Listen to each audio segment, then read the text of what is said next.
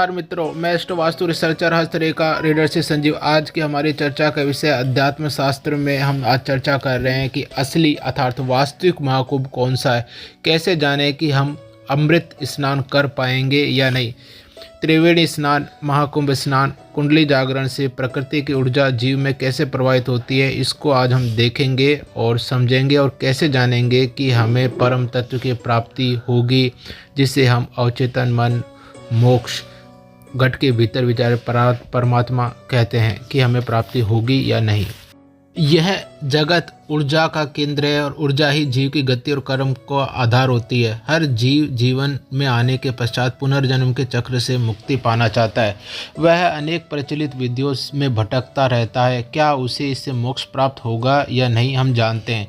इसको जानने की विधि हम यह देखते हैं कि जीव जब पैदा होता है तब समय काल परिस्थिति के आधार पर जन्म दिनांक, समय और स्थान पर उसकी कुंडली, जन्म कुंडली बनती है, जो मुख्यतः 3 तरह की होती है। लग्न कुंडली, जो कुंडली जातक के शरीर व भौतिकवाद कर्मों के भोग को दर्शाती है। चंद्र कुंडली, जो कुंडली जातक के मन को अर्थात जातक का अपने आप पर कितना नियंत्रण है या नहीं, या वह मन के अधीन है, को दर्शाती है।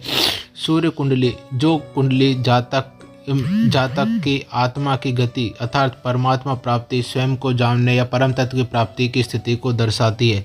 जो परम तत्व की प्राप्ति के योग लग्न कुंडली या चंद्र कुंडली में प्रदर्शित होते हैं, वही सूर्य कुंडली में होने पर भी जातक को प्रबल परम तत्व प्राप्ति के योग होते हैं। इसी प्रकार इन तथ्यों की पुष्टि हस्तरेखा शास्त्र में की जा सकती है। हस्तरेखा शास्त्र में जो पितृ रेखा है, जिसे जीवन रेखा भी कहते हैं, उसे लग्न कुंडली के समान फल देने वाला कहें। मस्तिष्क रेखा, मात्र रेखा को चंद्र कुंडली के समान फल देने वाला कहें और हृदय रेखा को सूर्य कुंडली के समान फल देने वाला कहें। हृदय रेखा जीवन रेखा मस्तिष्क रेखा के दोष और गुणों को परिवर्धित करती है और उसका अंत बृहस्पति पर्वत पर या जीवन रेखा के प्रारंभ के आसपास होता है, जहां पर विभिन्न रेखा या चिन्हों के द्वारा वह जुड़ा रहता है, जो बृहस्पति पर विशेष चिन्ह प्राप्ति जैसे कि ऊर्ध्व रेखा, सोलोमन रेखा, वर्ग, त्रिभुज होने पर मोक्ष की प्राप्ति को दर्शाते हैं। इसी को हम वास्तुशास्त्र पर भी अप्लाई कर सकते हैं। मकान का साइज, प्रवेश द्वार व प्रकाश द्वार लग्न कुंडली के समान जाने।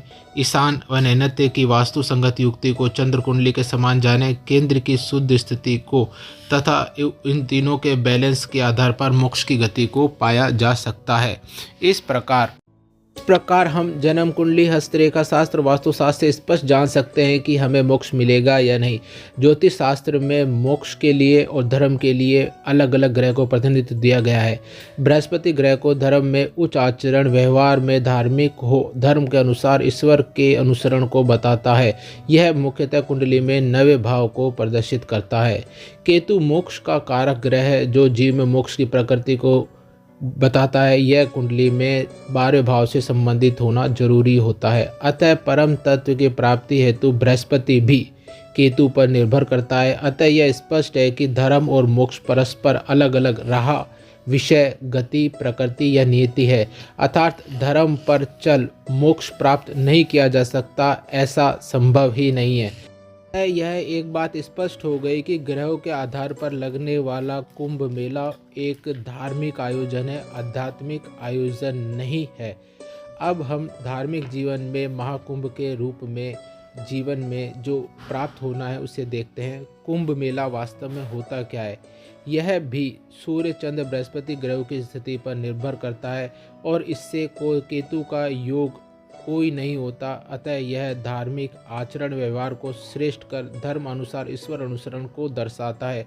वर्तमान में महाकुंभ जनवरी-फरवरी 2025 प्रयागराज में और अगला जनवरी-फरवरी 2037 में प्रयागराज में 12 साल बाद लगेगा।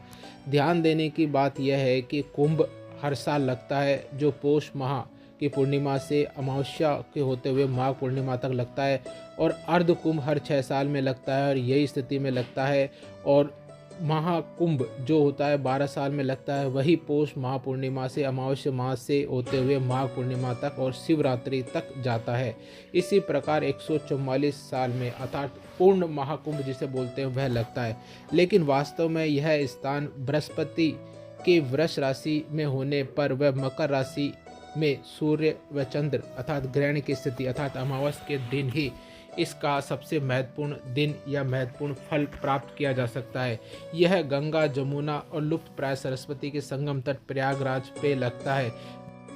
जिस प्रकार प्रकृति प्रदत्त ऊर्जा स्वरूप नदियाँ गंगा, जमुना, सरस्वती के मिलन पर ऊर्जा का शेष संग्रहण होता है, उसी का लाभ प्राप्त करने के लिए स्नान किया जाता है। यही हमारी धार्मिक उन्नति गति प्रकृति में परमार्थ देता है, हमें यह मोक्ष नहीं देता। इससे हम बाहर की तुलना में जाने पर या बाहर स्नान करने पर हमें मोक्ष किसी भी स्थिति में नहीं मिलता। हम यह सभी धार्मिक आयोजनों में हिस्सा लेने के लिए या धार्मिक सेवार्थ इसको करते हैं।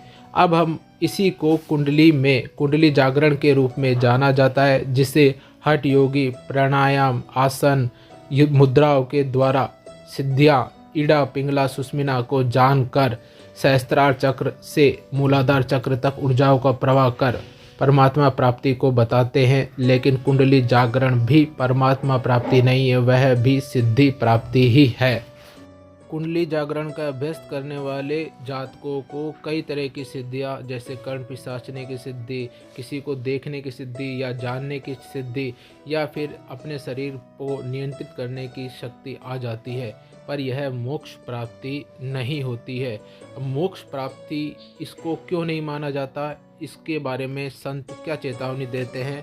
भटकन को नहीं है जीवन, घट घट में छिपा है जीवन, उतरा भीतर जो ही जोगी, मोक्ष की गति पाई वो ही।